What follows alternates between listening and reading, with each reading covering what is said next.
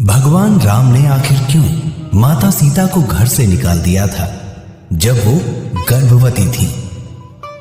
आप सोच रहे होंगे कि भगवान राम ने गलत किया, मगर ऐसा नहीं है। आपको बता दें कि माता सीता के कर्मदंड थे, जिसकी वजह से माता सीता को गर्भावस्था में वनवास जाना पड़ा था।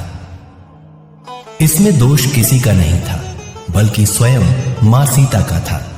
जी हां, पद्म पुराण में लिखा है कि जब माता सीता मात्र 5 वर्ष की थी, तब वो एक दिन अपनी सहेलियों के साथ बगीचे में खेलने गई थी। वहीं एक पेड़ पर तोती बैठी थी, जो अपने तोते को राम कथा सुना रही थी। अयोध्या में राम जन्मे हैं, राम दशरथ के पुत्र हैं, राम का श्रृंगार अति सुंदर है। यहाँ जनकपुर में धनुष तोड़कर राम सीता से विवाह करेंगे।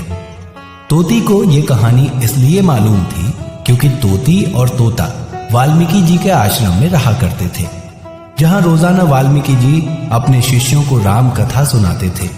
तो इस तोती ने भी राम कथा खूब सुनी थी और रट भी ली थी। उसके बाद तोती और तोता उड़ते उड़ते जनकपुर बस गए आकर। जी हाँ, वहीं पर तोती अपने तोते को राम कथा सुना रही थी। तभी सीता ने सुना कि ये तो मेरे बारे में बता रही है। तो मौका देखकर चुपके से माता सीता ने तोती को पकड़ लिया और उसे पिंजरे में कैद कर दिया और बोली कि तुमने बहुत बढ़िया कथा सुनाई है, और सुनाओ। तभी तोती बोली कि बहन, मैं गर्भवती हूं, मुझे कैद मत करो। माता सीता ने उससे कहा कि मैं तुम्हारे लिए सोने का पिंजरा बनवा दूंगी। यकीन मानिए, माता सीता ने रातों रात सोने का पिंजरा बनवाया भी और तोती से कहा कि इसमें रहो और तुम्हें जो खाना हो वो बोलो, मैं तुम्हें खिलाऊंगी, पर तुम मेरे पास रहो।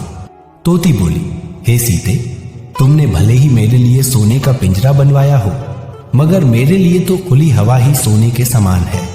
तोती गिड़गिड़ाते हुए रोने लगी और बोली कि मैं तुम्हारे सामने हाथ जोड़ती हूं, मुझे बंधन से मुक्त कर दो।